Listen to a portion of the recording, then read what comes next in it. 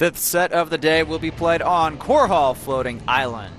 Spawning in the bottom left-hand position, as usual, your red Protoss from KT Rolster.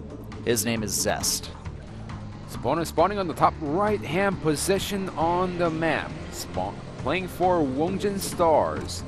His name is sOs, the ace player being sent out by Woongjin Stars. Now, to talk about the map a little bit more, yes, there was a balance change, but it doesn't affect these positions. So we'll discuss a little more about that when the positions are 5 and 11. Sure, sounds good. Sounds like a plan. Doesn't affect this matchup in game right here. And you know, when the players spawn on these positions in Korhal Floating Island, it generally just goes into a pretty standard game. And wow, that is a pretty good drawing there. Hey Sulky, if you guys win today, can I get a kiss? Oh, Sulky, he's like, maybe. But if we lose, you get nothing. If you lose, like, she's gonna try to force it.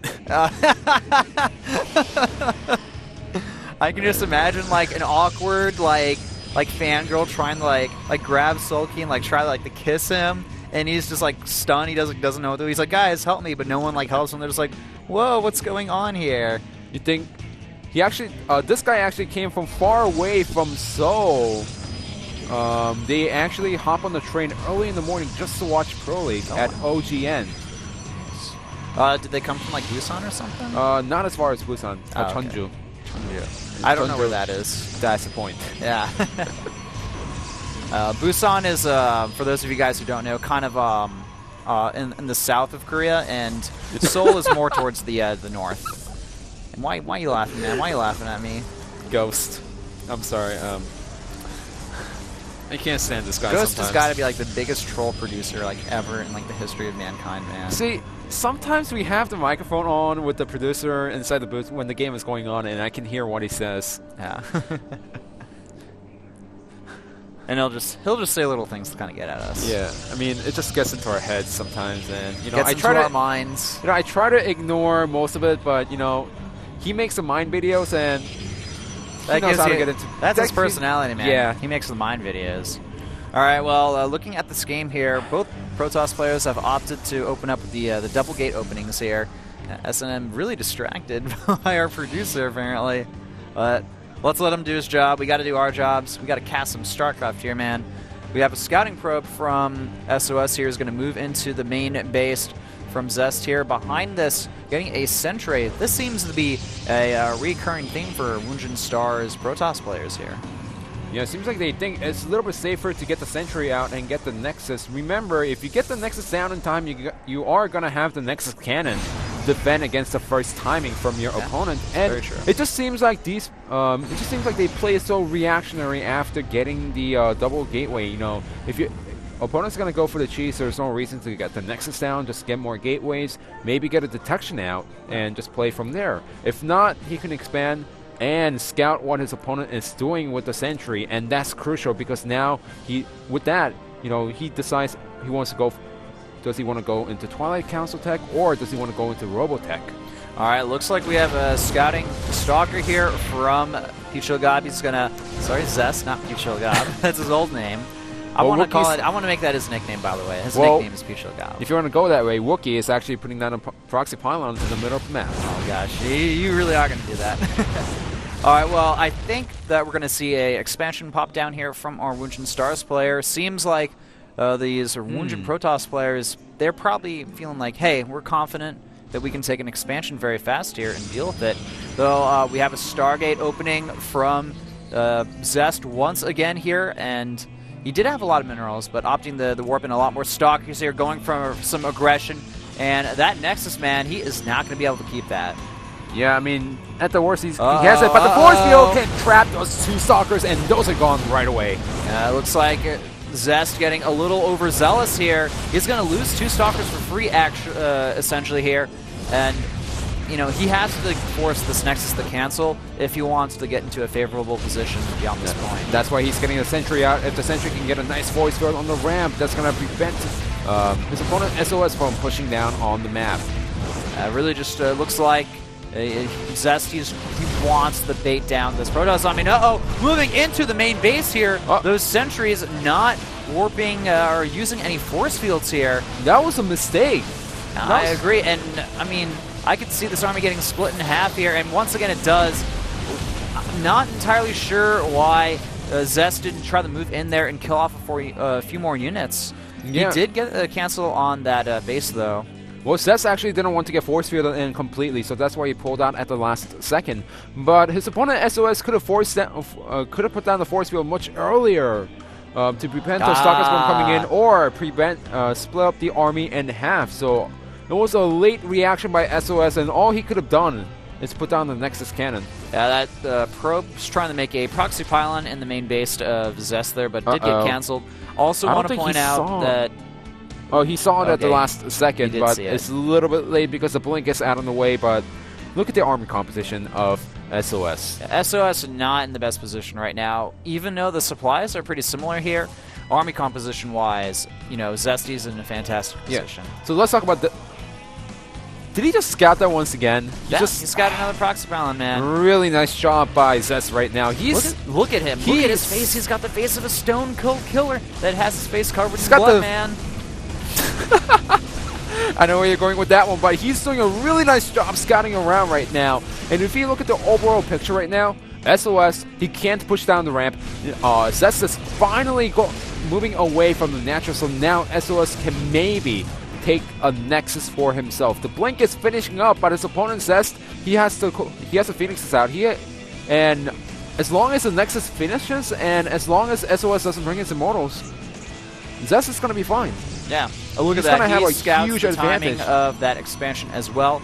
Mayo, yeah, he's going to move over here, get a free probe kill. Nice there. Do a little bit of scouting as well. Nexus cannon goes down. This is actually very smart from SOS. This will prevent his opponent from seeing the blink. Oh, yes, quite indeed. And there's a Dark Shrine out on the way. If Zest knows what's happening inside his opponent's base, I mean, he saw the Robo, he saw the late Nexus, and he only saw one Robo with three gateways, but he knows better at this point. He knows that his opponent is trying to do something else. He should be smart and put down the Robo right away. Yeah, and like, you know what? There we go. Robo goes down immediately here. Dark Shrine. What Dark Shrine, man? That's not going to do anything in this scenario. I mean, if you think about it, the only way that SOS can win right away is going for Immortal base push or Blink Stalkers, which can be countered by Robo right away. But look at this. SOS is, he's still stuck in his main base, essentially. And he's so scared of the Phoenixes that he's not moving out. And at the same time, it looks like Zest moving into the main, I think, natural. I thought I saw some, there we go. To the natural. There are those units. And you know what? He's going to be able to get a good force field down. He's going to force this expansion to go down. So if this expansion goes down, man, then, I mean, SOS, he's going to have such a hard time getting back in this game. Yeah, even if the DTs kills tons of probes, look at this. SOS down to one mining base again. His opponent has up to 33 probe count is same. The DT is coming out in the Immortal first, so this is going to be a little victory for SOS. This could be the turnaround here, but the problem is once the DTs are seen, we're going to see Observer get morphed immediately here. Looks like he's going to let that Immortal finish out. Now, Zest, he will lose a good amount of probes here, but actually, you know, he's losing a few there, trying to go after that robotics, but realizing, it's going to have an Observer pretty soon here. Yeah, it doesn't really matter if he loses too many probes right now, because his opponent is down to one base. So he does. I mean, yes, he's only down to one mining base right now, but if you look at SOS, he's still on one mining base. He has double Nexus, which means that he could have the double production right away as soon as the DTs get taken out inside the main base. Yeah. Phoenix is going to go lift up that Dark Templar, snipe it off there, and at the same time, this Dark Templar from SOS kind of wants to do a little bit of damage, but it will be fended off quite easily here. Now, you know, he did kill a decent amount of probes, like not a huge amount, but a decent amount. The most important thing to get out of that is that the probes were off the mineral line for a pretty solid amount of time. SOS is risking it. He's going for the double Stargate. There it is, double Stargate, making a Void Ray right now. This is really risky. Well, he has to, but he's counting on those Blink Stalkers to counter every single Phoenix, and also counting on the fact that his opponent is not going to get that many Phoenixes out against the Void Rays early on. So once SOS gets up to a critical number of Void Rays, the Phoenixes aren't going to do anything. But up until that point, SOS, he can't do anything. He needs to sit tight on 2 bases, possibly take a 3rd base while not pushing out on the map. SOS taking a second Stargate, or sorry, Zest taking a second Stargate behind this as well. So, you know, he already has a very solid Phoenix advantage. He's just going to straight up win against the Void Rays. Yeah, that's what I'm saying. If SOS can buy enough time, then he's going to be okay. But the problem is that time is for like 5 to 10 minutes. Yeah. It's really hard. So these little victories, they're scouted.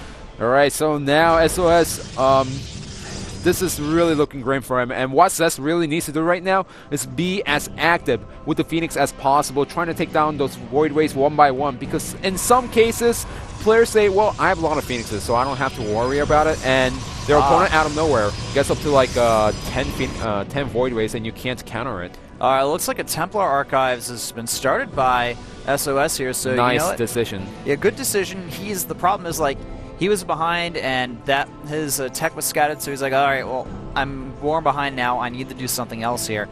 And the Phoenix, actually, where are the Stalkers? They're blinking in there.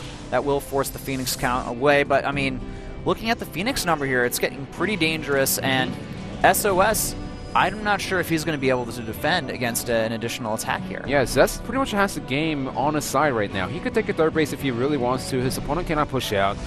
Even if Zest decides to push out, he has tons of Phoenixes, which means that he could lift up all the ground army.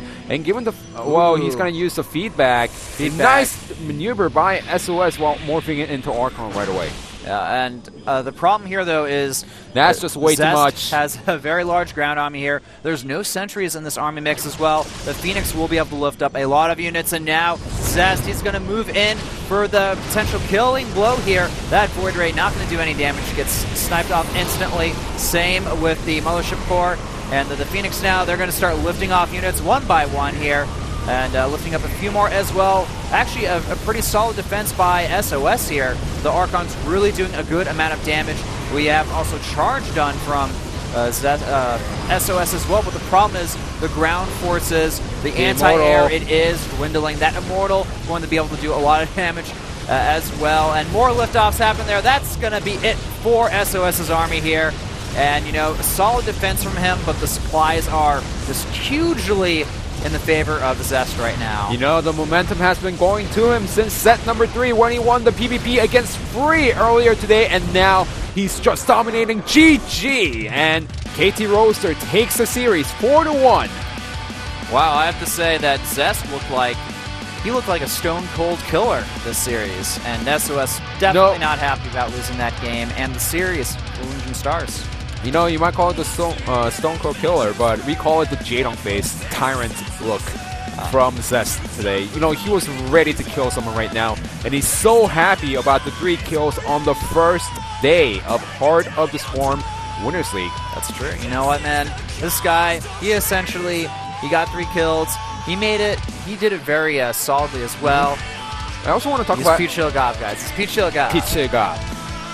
Also, I want to talk a little bit more about the SOS's build, because the Nexus First is good if it finishes on time with the Nexus Cannon, but Zest exactly knew what he was going for. It's like, well, before the Nexus finishes, I could deal a lot of damage. And I'm just going to go for it. The pressure off those gates, you know, they can do a lot of damage, and if you're not prepared for them with that build, then you will get behind. And I love that Zest was able to constantly punish SOS for making greedy or risky decisions, and you know, in the end, he was just able to follow it up with a solid victory. And of course, taking down the first place team in Pro League KT Roaster with a solid score of 4-1. They're in 5th place right now, but I'm pretty sure there will be some switch in the rankings after this game. They don't even have to use Flash as well, guys. They didn't even need to bring out the ultimate weapon.